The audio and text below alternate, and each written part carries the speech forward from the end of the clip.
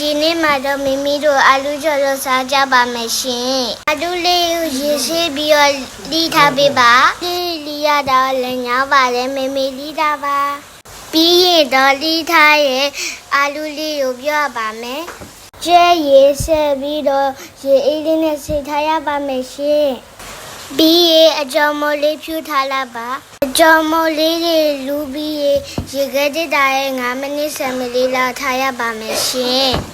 ဒီလိုလေးထားပြီးတော့နှစ်ဖြဲကြမှာကြော်စားရည်လည်းကောက်ပါတယ်နော်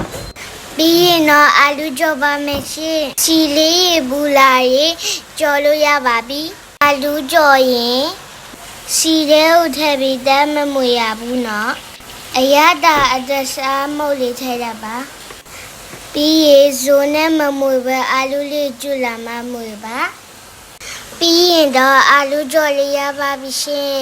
အရဲစားလူကနဲ့အာလူကြော်လေးပါရှင်